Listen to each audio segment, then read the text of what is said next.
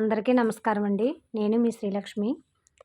ఈరోజు వీడియోలో పాలుతో చేసే కూర ఎలాగో తెలుసుకుందాం. రండి వీడియోలోకి వెళ్ళిపోదాం.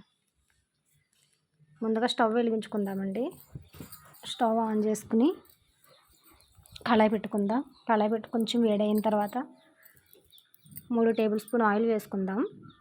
అది కొంచెం కాగిన తర్వాత ఉల్లిపాయలు కూడా వేసుకుందాం, చిన్నగా కట్ చేసుకున్నవి వేసుకుని బాగా వేయించుకుందాము. కొంచెం వేగిన తర్వాత కొంచెం ఉప్పు, చిటికెడు పసుపు కూడా వేసుకుందామండి. అది కొంచెం బ్రౌన్ కలర్ వచ్చేంత వరకు వెయిట్ చేసి వేయించుకుందాము. ఇలా చూడండి, ఇలా బ్రౌన్ కలర్ వచ్చేంత వరకు వేగిన తర్వాత ఇందులో కొంచెం మనకు రుచికి సరిపడగా కారం, కొంచెం ఉప్పు వేసుకుందాము. మాకు 1 టేబుల్ స్పూన్ అయితే సరిపోతుందండి. నేను 1 స్పూన్ కారం అయితే వేసుకున్నాను. వేసుకుని కొంచెం కలుపుకున్న తర్వాత నేనైతే 1/2 లీటర్ పాలు అయితే వేసుకుంటున్నానండి. ఈ పాలు వచ్చి నేను ఇంట్లో ఉండే పాలే వేసుకుంటున్నాను ఇప్పటికిప్పుడు. మనం మామూలుగా అయితే ప్యాకెట్ పాలు వేసుకుంటే మనకు ఒక రెసిపీ అనేది చాలా బాగా వస్తుందండి. ప్యాకెట్ పాలు వేసుకుందాము. 1/2 లీటర్ వేసుకుంటున్నాను నేను.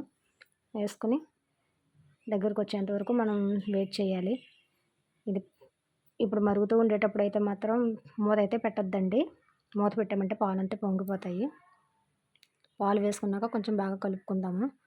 కలుపుకుంటూ ఉన్న తర్వాత కొంచెం బాగా మరగాలంటే మనం చిన్న మంట పెట్టుకొని తయారు చేసుకుందాము.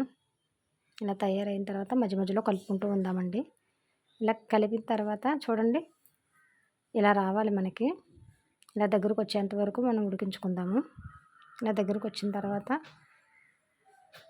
మనకి ఇలా దగ్గరకు వచ్చేంత వరకు వెయిట్ చేద్దాము. చూడండి, ఇలా దగ్గరకు వచ్చిందంటే కూర బాగుంటుందండి. మనం అన్నంలో పెట్టుకోవచ్చు, చపాతీలోకైనా కూడా చాలా బాగుంటుందండి ఈ కూర. ఈ రుచి అయితే మాకు నచ్చింది. మీకు కానీ నచ్చితే ట్రై చేయండి ఒకసారి.